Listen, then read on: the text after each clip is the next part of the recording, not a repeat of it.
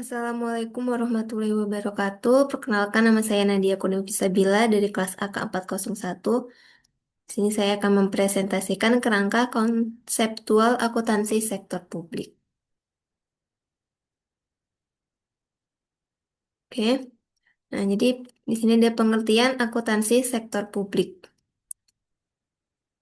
Nah, akuntansi sektor publik merupakan cabang ilmu akuntansi yang berfokus pada pencatatan, pelaporan, dan pengelolaan informasi keuangan dalam entitas-entitas yang bergerak di bidang pelayanan publik dan tidak berorientasi pada laba, seperti pemerintah pusat, pemerintah daerah, lembaga negara, serta organisasi sektor publik lainnya. Menurut Marliasmo, pada tahun 2009, akuntansi sektor publik berbeda secara prinsipil dengan akuntansi sektor swasta karena mengemban fungsi sosial, politik, dan pelayanan, bukan untuk menciptakan nilai ekonomi atau laba. Oleh karena itu, pengukuran kinerja dalam sektor publik lebih menekankan pada efisiensi, efektivitas, akuntabilitas, dan transparansi penggunaan anggaran.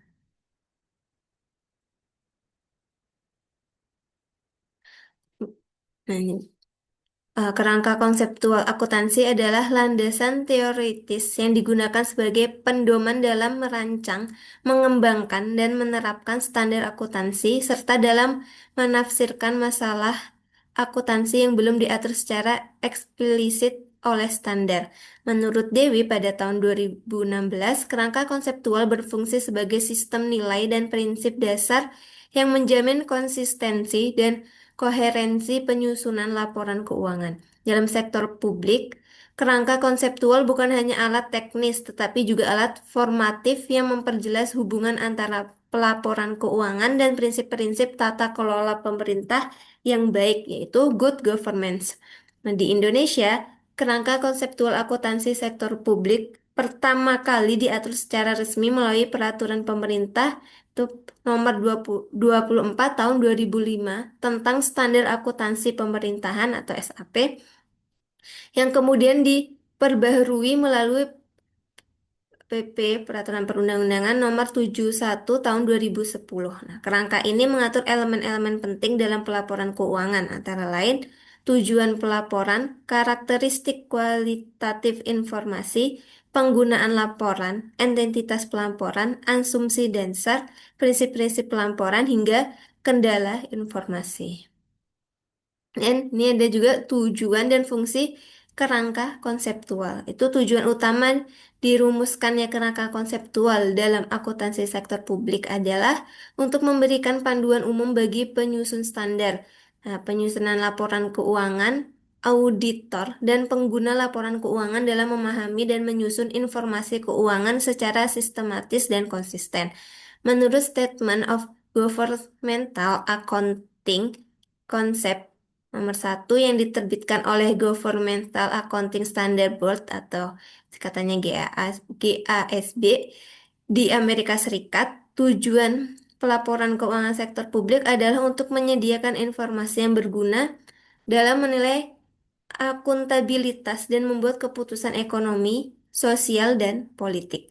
Fungsi lain dari kerangka konseptual adalah untuk menghindari terjadinya ketidakkonsistenan dalam pelaporan keuangan, terutama ketika penyusun laporan menghadapi situasi baru yang belum diatur dalam standar yang berlaku.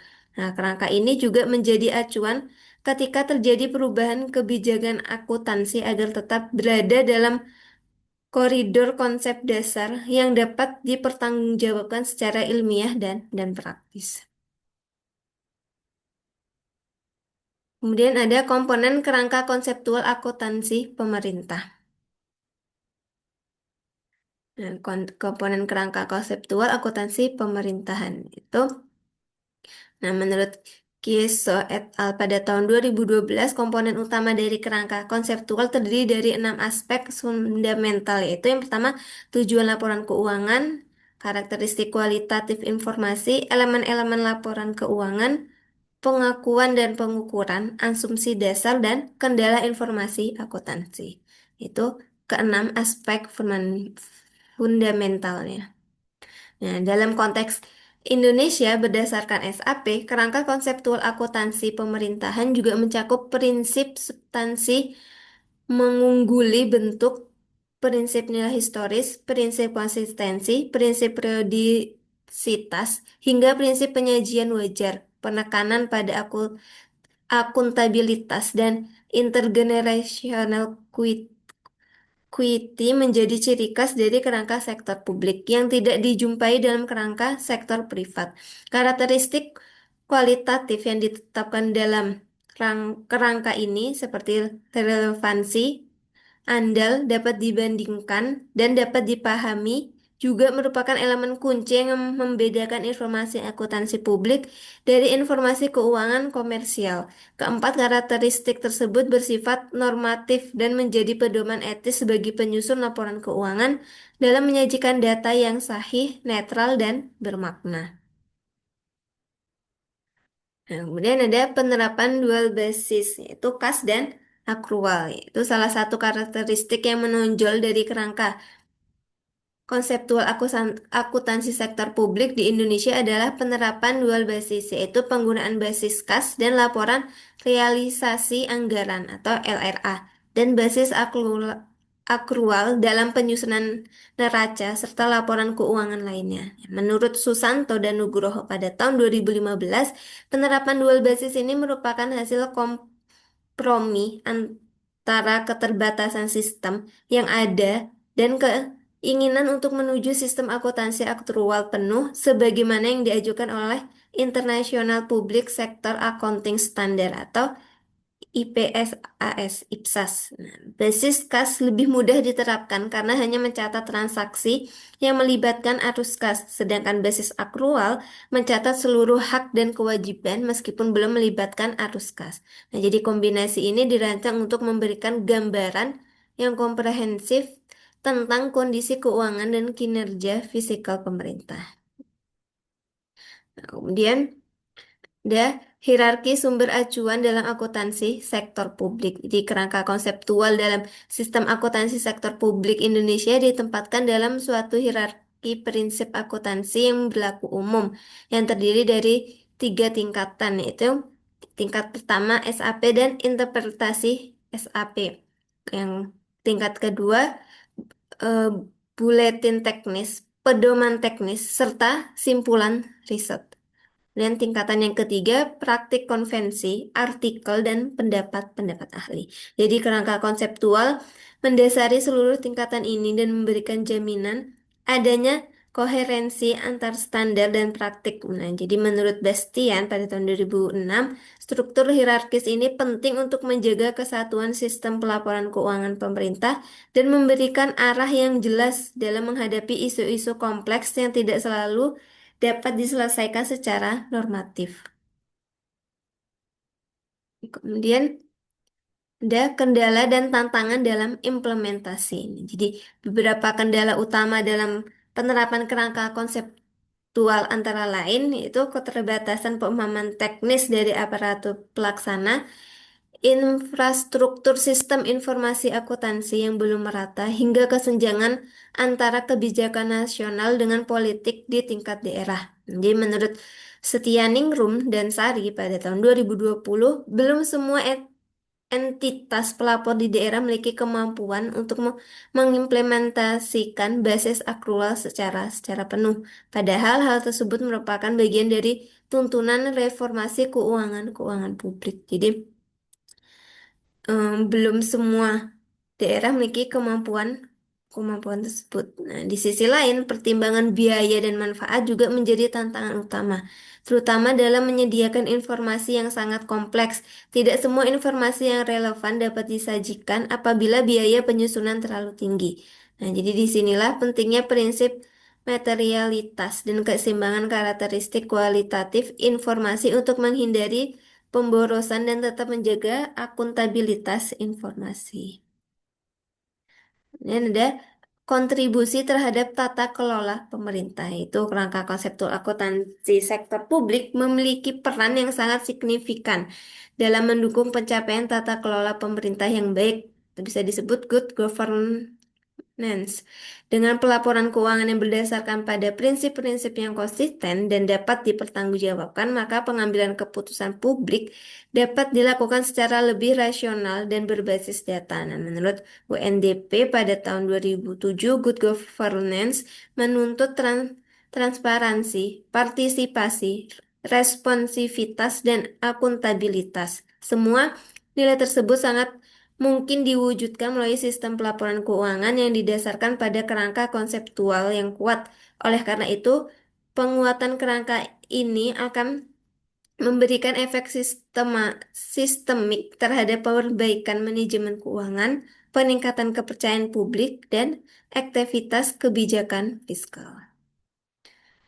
Nah, kemudian kita lanjut ke pembahasan dan analisisnya. Nah, jadi kerangka konseptual akuntansi sektor publik berperan sebagai pedoman normatif dalam menyusun laporan keuangan pemerintah yang akuntabel dan transparan. Nah, jadi dalam prakteknya, kerangka ini membantu menghadapi kompleksitas transaksi publik dan menjadi dasar bagi pengembangan standar akuntansi. Nah, jadi ciri khasnya adalah penerapan dual basis, yaitu kas untuk laporan realisasi anggaran dan akrual untuk neraca, serta penekanan pada karakteristik kualitatif seperti relevansi dan keandalan. Nah, namun implementasi masih menghadapi tantangan seperti keterbatasan SDM, infrastruktur, dan pemahaman teknis. Nah, secara keseluruhan, kerangka ini mendukung informasi birokrasi dan tata kelola keuangan yang lebih baik serta meningkatkan kepercayaan publik terhadap pengelola keuangan negara. Oke, kita lanjut ke kesimpulan dan saran. Ini tadi di sektor publik itu untuk kesimpulannya kerangka konseptual akuntansi sektor publik merupakan dasar penting dalam membangun sistem pelaporan keuangan pemerintah yang andal, transparan, dan akuntabel. Penerapan prinsip-prinsip seperti basis kas dan akrual, nilai historis, serta penyajian wajar menunjukkan upaya adaptasi terhadap kompleksitas sektor publik. Nah, jadi kerangka ini juga mendukung reformasi tata kelola keuangan negara dan memperkuat akuntabilitas publik. Nah, untuk sarannya, yang pertama, supaya meningkatkan pemahaman aparatur daerah melalui pelatihan dan pembinaan. Diadain apa namanya eh diadain pertemuan terus di eh, diadain pertemuan terus diajarin. Nah, kemudian yang kedua, mengembangkan SDM akuntansi sektor publik secara berkelanjutan. Yang ketiga, menyesuaikan kerangka secara berkala dengan perkembangan teknologi dan regulasi. Yang keempat, mendorong harmonisasi dengan standar internasional seperti IPSAS. Kemudian memperkuat mekanisme pengawasan dan meningkatkan literasi keuangan publik. Jadi itu untuk kesimpulan dan saran untuk kerangka konseptual akuntansi. Ya, next.